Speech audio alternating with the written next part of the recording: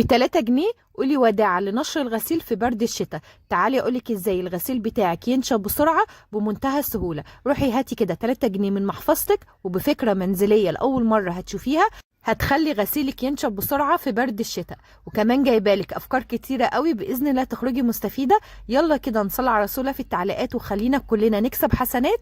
وما تنسيش اللايك الحلو منك، ويلا نبدأ مع بعض. اول فكره معايا الحامل السيليكون ده ساعات كتيره بيبقى مثلا نوعيه بتاعته مش كويسه، تلبسيه في ايدك بتحسي برضو بالسخونه، او ممكن لونه يغير او يسيح منك كده من السخونه. هتعملي ايه؟ بدل ما ترميه هتجيبي كده مسدس الشمع وتبتدي ان انت تلزقيه زي ما انت شايفه كده. هتحطيه جنب التلاجة او تحطيه جنب اي فيشه عندك او اي فيشه جهاز. يعني مثلا لو انت عندك فاصله فيشه التلاجة هتحطيها كده عليه بالشكل ده، تركني عليه كده فيشه التلاجة. لما تيجي تفصليها بدل ما الفيشه تقع وراها وتقعدي تدوري عليها، لا كده هتبقي شايفاها قدامك وممكن تعمليها لاي جهاز موجود عندك.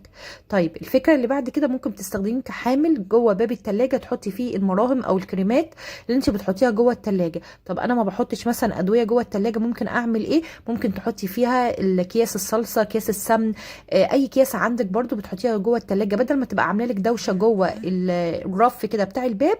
لا دي بقى هتبقى عامله معاكي زي المنظم كده انت حاطاه. تعالي نشوف الفكره اللي بعد كده. اقول لك على حاجه حلوه جدا تعطري بيها شقتك عموما، وكل اللي يدخل عندك يسالك انت عامله ايه، وحاجه كده هتدوم معاكي فتره طويله. بتجيبي كده الدوني، تمام، وهتحطي كده حوالي غطا منه، غطا صغير جدا، يعني اقل حاجه منه هتكفي، يعني نقطتين ثلاثه كده. غطا صغير لو انت عايزه تعملي كميه كبيره.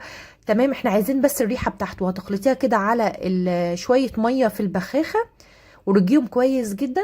ورشي بقى عندك يا ست الكل الستاير والسجاد والسراير، وبصي وكمان الركنه والانتريه، القماش نفسه. هتحسي ان ريحه الدوني دي ماسكه في البيت وماسكه في العفش، بتخلي ريحته حلوه جدا. بجد جربيها وهتعجبك جدا الطريقه دي. هترشي كده على الستاير، تمام، اي حد هيقرب من الستاير هيشم ريحه حلوه، او السجاد او المخدات كمان. تعالي نشوف الفكرة اللي بعد كده. اطباق الفل ده ما بتبقى موجودة عندنا جاية مع جبنة رومي، جبنة بيضة. فبدل ما ترميها ممكن تستفيدي بيها ازاي؟ ان انت تجمعي كل اتنين مع بعض وتاخدي واحد وتقصيه كده من قدام، يعني هتخلي واحد سليم والتاني كده بالمقص هتاخدي بس كده الحتة اللي من فوق دي هتقصيها بالشكل ده. بصي كده هو الجزء ده، وهتركبي الاتنين فوق بعض وبمسدس الشمع وثبتيهم. هتبقى عامله معاكي كده زي ايه، زي العلبه، تمام. ومسدس الشمع كده وتحطي الاطراف. هو طبعا علشان فل او فلين فهيمسك بسرعه وهتلاقيه مش هيفلت معاكي ابدا زي ما انت شايفه كده. وكده انت عملتي علبه حلوه جدا. العلبه دي ممكن تستفيدي بيها في ايه؟ دي ممكن تحطي فيها كل الحاجات اللي عامله لك كركبه في المطبخ ودراج المطبخ. زي ايه؟ زي اكياس الكاتشب، اكياس الفانيليا والبيكنج باودر، الاكياس الخميره، الحاجات كلها الصغيره دي.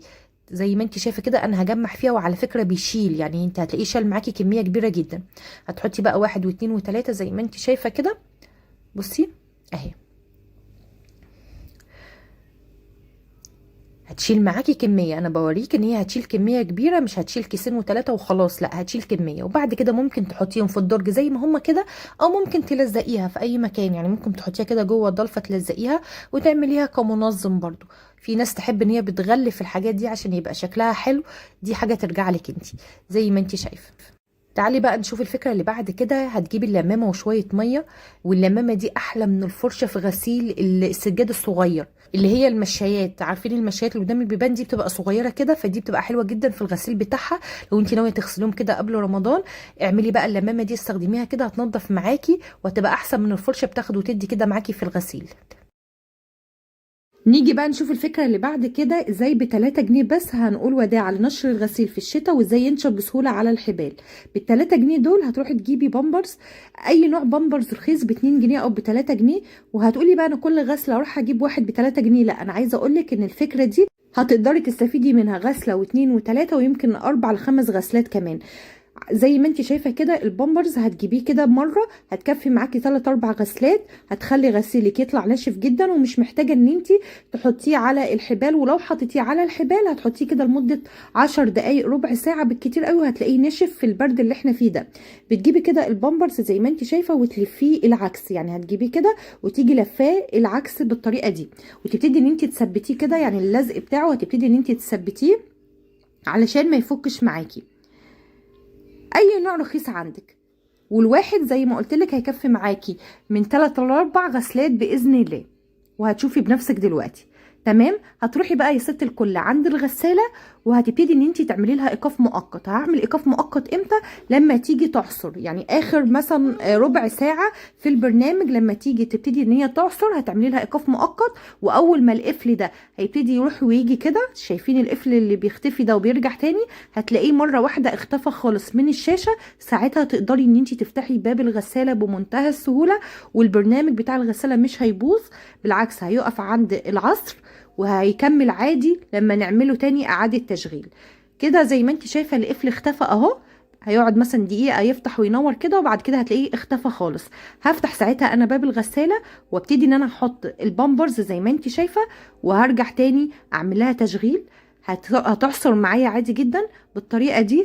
اي مية زيادة عندك في الغسيل البامبرز هيبتدي ان هو يشربها، وهيطلع الغسيل بتاعك ناشف جدا. بصي اهو زي ما انت شايفه كده، هي كده خلاص خلصت. وادي البامبرز شرب معايا كل الميه الزياده اللي في الغسيل، يعني مش هيخليه يقعد معايا مده طويله على الحبال. طبعا هو في ميه بس مش هينفع ان انت تعصريه، لان هو طبعا بيشرب الميه. طب انا ازاي هستخدمه في غسله تانية؟ لان انت اساسا لفاه، فهتلاقي الجزء اللي في النص ده هتلاقيه ناشف زي ما هو، والاطراف هي بس اللي مبلوله. ساعتها هتلفيه تاني وتدخليه في غسله تاني، وهكذا لحد ما يتملي خالص. وممكن ساعتها تجيبي واحد غيره، بس هتحسي بالفرق. هتلاقي الغسيل بتاعك طالع ناشف جدا زي ما انت شايفه. انا بوريكي ان الاطراف هي اللي مليانه ميه، واللي في النص ناشف زي ما هو. عشان كده اقولك تقدري ان انت تستخدميه مره تاني. شايفه الغسيل طالع ناشف ازاي؟ استحاله يطلع كده. عايزه اقولك مش هيكمل اصلا على الحبال 10 دقايق وهتلاقيه خلاص هتلمي على طول. الجو برد والغسيل بيأخر معانا اليومين دول وبيبقى كميات كبيره. جربي الفكره دي وهتعجبك جدا. كده الفيديو بتاعنا خلص والافكار خلصت. دمتم في رعايه الله، والسلام عليكم.